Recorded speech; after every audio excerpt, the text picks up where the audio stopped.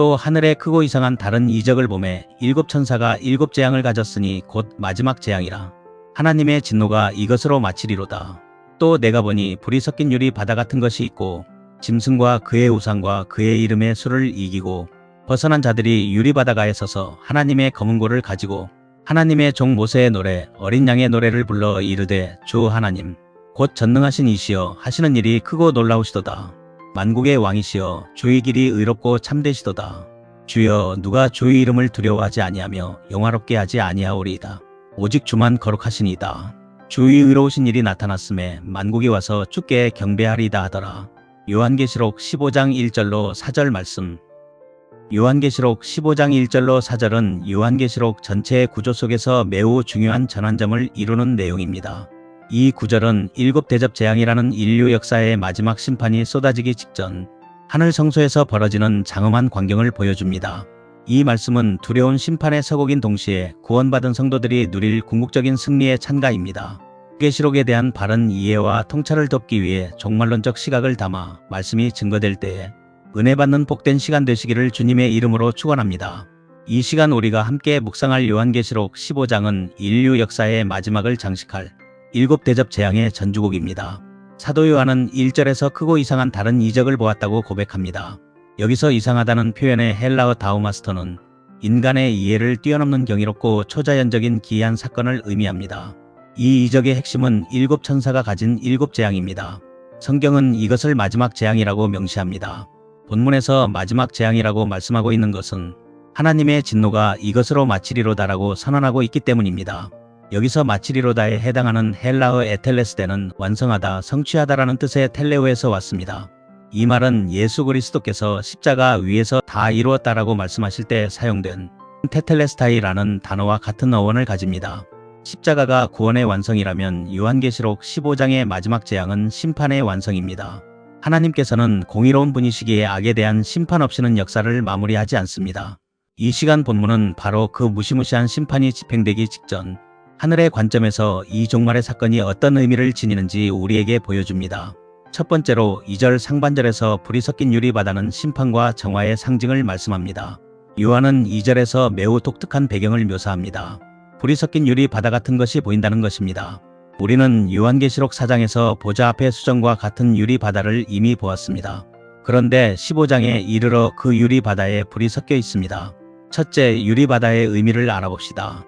성경에서 바다는 종종 혼돈과 악의 세력, 하나님을 대적하는 세상을 상징합니다.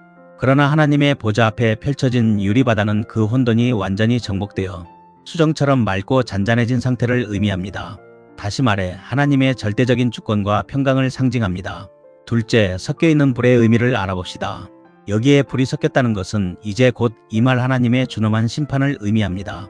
불은 모든 것을 태우고 소멸시키는 심판의 도구인 동시에 불순물을 제거하는 정화의 도구입니다. 종말론적 시각에서 이 세상은 하나님의 불 심판을 통해 악의 찌꺼기를 완전히 태워버리고 새 하늘과 새 땅으로 거듭나게 될 것입니다. 성도들은 그 심판의 불길을 통과하여 정금같이 불려나온 존재들입니다. 두 번째로 본문 2절 하반절에서 승리자들의 정체는 짐승의 통치를 거부한 자들입니다. 이 불 섞인 유리 바닷가에 서 있는 사람들이 있습니다. 그들은 누구입니까? 성경은 그들을 다음과 같이 정의합니다. 짐승과 그의 우상과 그의 이름의 수를 이기고 벗어난 자들. 첫째, 영적 전투에서의 승리에 대해서 알아봅시다. 종말의 시대의 성도들은 세 가지 거대한 압박에 직면합니다. 정치적, 군사적 권력을 상징하는 짐승, 종교적 미혹과 이데올로기를 상징하는 우상, 그리고 경제적 통제와 생존의 위협을 상징하는 이름의 수 666입니다. 이들은 세상의 시스템에 굴복하지 않았습니다. 겉으로 보기에 그들은 순교당하고 경제적으로 소외되며 세상에서 패배한 것처럼 보였습니다. 그러나 하나님의 관점에서 그들은 믿음을 포기하지 않고 끝까지 지켜 믿음으로 이긴 자들입니다. 둘째, 하나님의 검은고를 가진 자들에 대해서 알아봅시다. 그들의 손에는 하나님의 검은고가 들려 있습니다. 이는 그들이 단순히 심판을 면한 생존자가 아니라 기쁨으로 하나님을 찬양하는 예배자로 서 있음을 보여줍니다. 종말론적 신앙이란 세상의 위협 속에서 위축되는 것이 아니라 장차 보좌 앞에서 부를 승전가를 오늘날의 삶 속에서 미리 연습하며 사는 것입니다. 세 번째로 본문 3절에서는 모세의 노래와 어린 양의 노래를 통해 구원 역사의 연속성을 말씀합니다.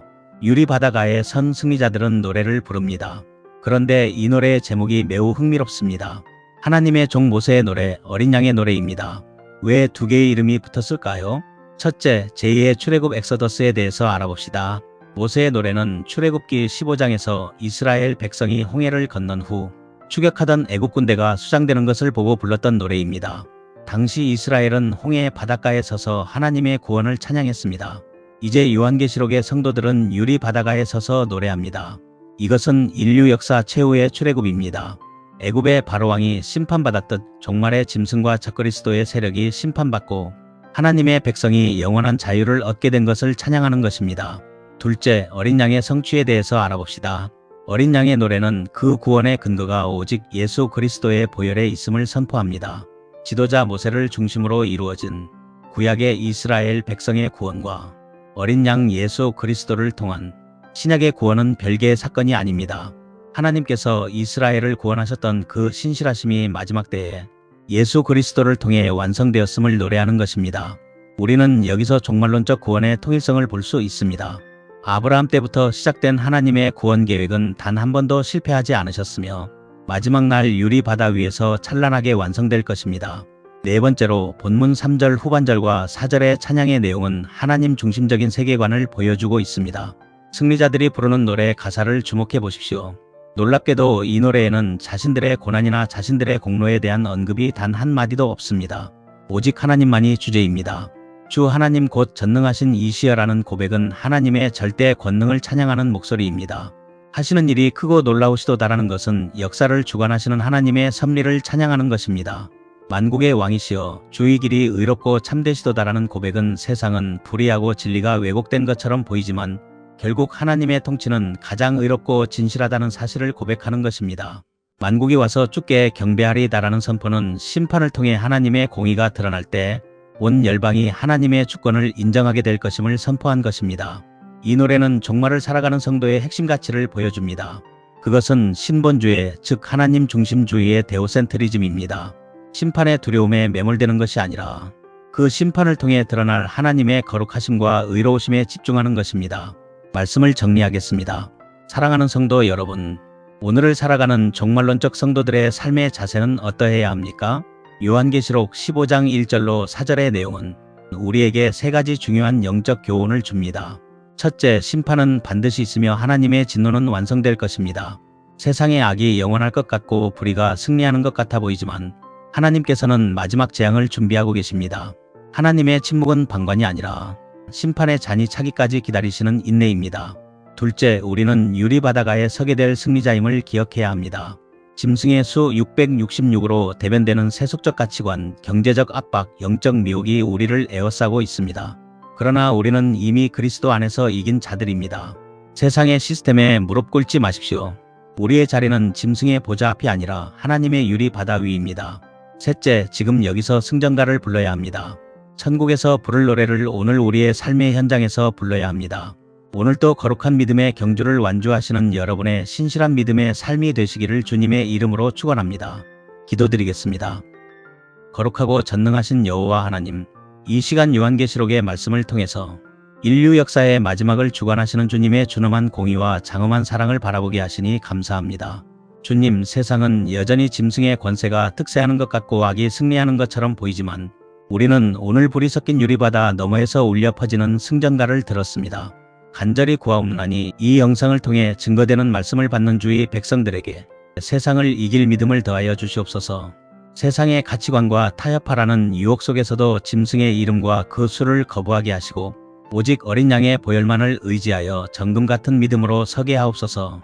우리의 입술에서 원망과 탄식이 사라지게 하옵시고 하나님의 길이 가장 의롭고 참되심을 고백하는 모세의 노래, 어린 양의 노래가 끊이지 않게 하옵소서.